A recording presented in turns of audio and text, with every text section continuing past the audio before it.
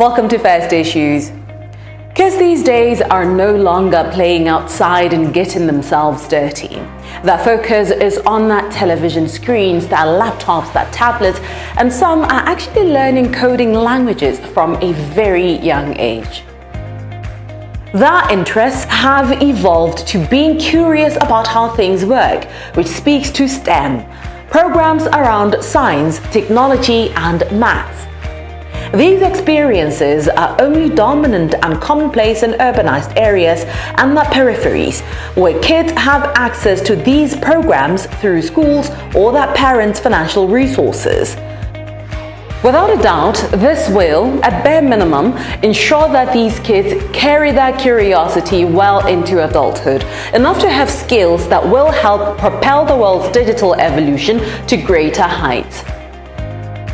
Of concern, however, is that kids in the rural, underdeveloped, and not so privileged communities do not get the same experiences. This is due to a plethora of reasons, amongst them a lack of adequate resources such as finances, electricity both at school and at home, a lack of interest caused by lack of exposure, and a lack of support.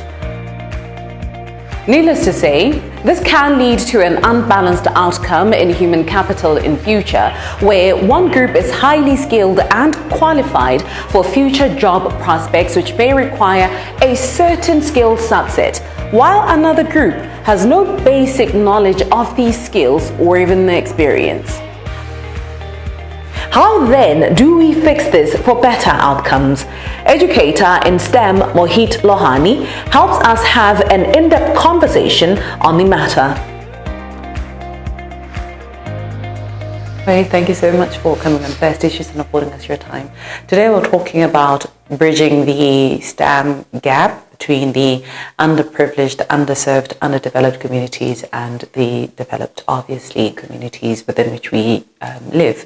But firstly, let us understand as an educator what your thoughts and perceptions have been around STEM education and its uptake.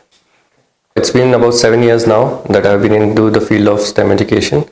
I've seen students, like in all these years, I've seen students develop the scientific temperament.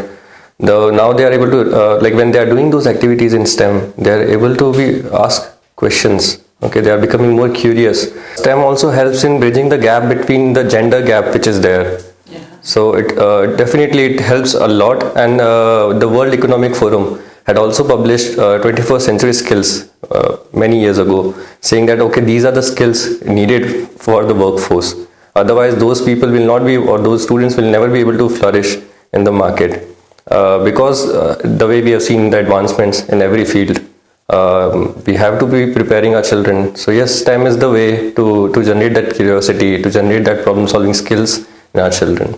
In the context of Botswana, right, we have continually seen this gap or divide between accessibility to STEM programs between the underprivileged or underserved communities and the developed communities, like in the major cities, comparable to the rural areas. So why do you think it is taking such a long time for us to close this gap? So the answer is very, very simple, because it is not implemented, because it is not enforced, or it has not been, come forward that okay, it should be there for each and every school. In any other country that you see, the ones who are flourishing, like so say, of course, USA, China, India, they had been doing STEM education from last 15-20 years. USA had developed this policy in 2005, 2006. And even in Kenya, if you see, Ghana, South Africa, they had implemented robotics, coding, STEM education. They had prioritized STEM education from many 5, 7, 10 years ago. So, and you have been seeing the technological advancement or solutions are coming from those countries. So the only reason is the ones who implemented it are getting the results. So in the context of Botswana, I believe in major cities only there are very few providers of STEM education. So first of all, of course, it should be implemented in each and every school. And the gap is because the lack of interest of the people who are leading it. So it takes a strong, teacher to be able to lead that club, or maybe to to create those activities for them, for the students to enjoy science, mathematics, and learn about technological aspects of those things. So lastly, what solutions do you think are there to help bridge this gap? So it always starts with a small idea or a small effort. The small effort would be a teacher should be just deciding that, okay, I will be planning just 10 activities for this classroom for the whole year. A teacher should start from there, and then they keep on developing one by one at a time until it has been implemented from the higher authorities.